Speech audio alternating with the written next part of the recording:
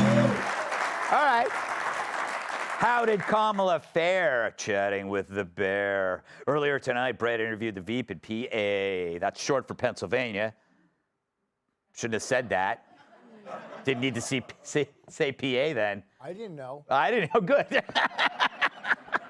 He pressed her on immigration, which made her testy. This is the first time we're seeing this sound, so roll it, Lisa. The first bill, practically within hours of taking the oath, was a bill to fix our immigration system. Yes, ma'am. It was called the U.S. Citizenship Act of 2021. Exactly. It was essentially a pathway to citizenship for the... Yes, ma'am. May I finish responding, please? But you have to let me finish, You please. had the White House and the House and the Senate, I'm and they didn't bring up that bill. I'm in the middle of responding to the point you're raising, okay. and I'd like to finish.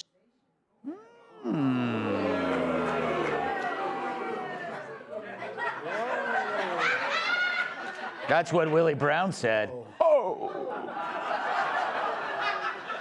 Welcome to my world. And is she still in support of using taxpayer dollars to help prison inmates or detained illegal aliens to transition to another gender? Are you still in support of using taxpayer dollars to help prison inmates or detained illegal aliens to transition to another gender? I will follow the law, and it's a law that Donald Trump actually followed.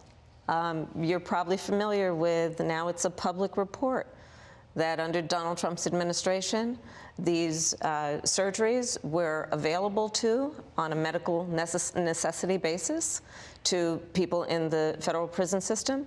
And I think, frankly, that ad from the Trump campaign is a little bit of like throwing stones when you're living in a glass house. The Trump aides say that he never advocated for that prison policy and no gender transition surgeries happened during his presidency. Well, you know what? You got to take responsible for what happened in your administration.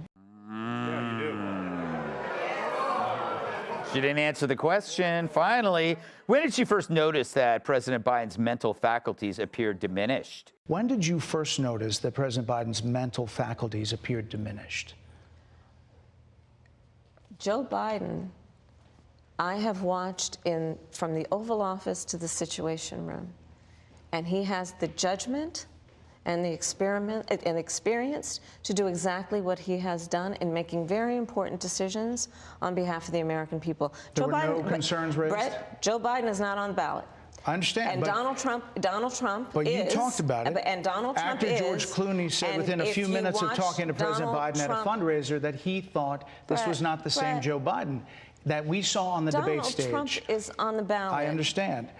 You met with him at least once a week for 3.5 years. You didn't have any concerns?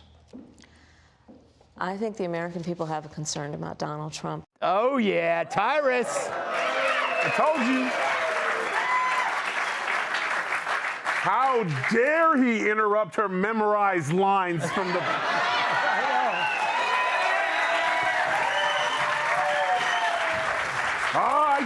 I told you, my beard is great.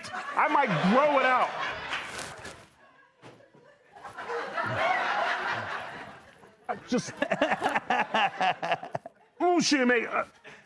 I'm so proud of Bret. Yeah. I'm so proud of Bret. Head bear, captain, my captain. That's how you do it.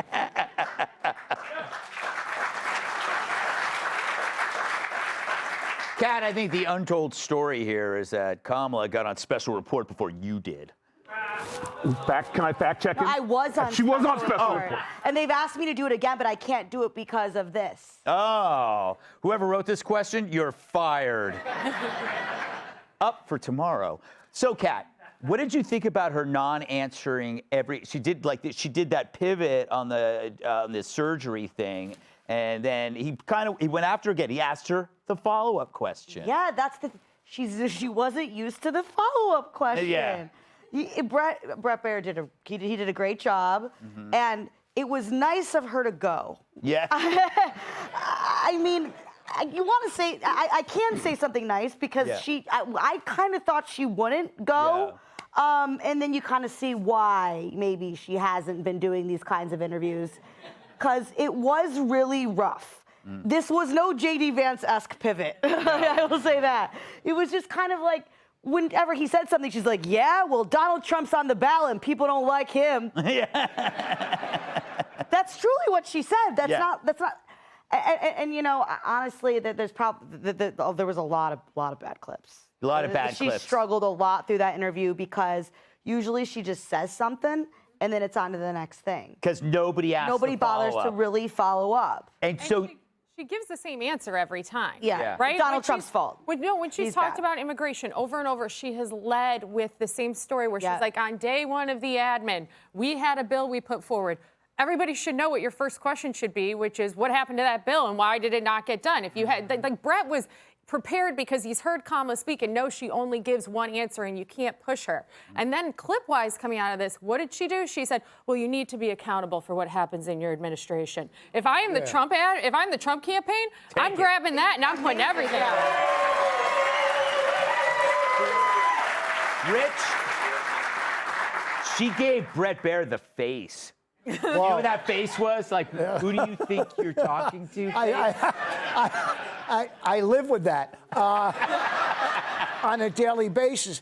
But she reminds me of me, like being pressed. And I go to the old I'm rubber, you're glue debate. That's what I said. But she was basically doing that, saying, well, this is him. This, you know, how could you not notice that the guy who's the president of this country you're seeing all the time looks like he's in Poltergeist 2, walking around like a zombie and go, but Trump, you know, how do you not notice that? And how did you not see that coming? Yeah. Right? I mean, my God, she's on Fox. You know that we're going to ask that question. Yeah. And she had nothing.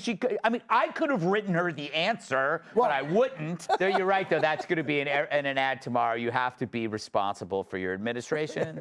Yeah. There you go. Hey, Sean Hannity here. Hey, click here to subscribe to Fox News YouTube page and catch our hottest interviews and most compelling analysis. You will not get it anywhere else.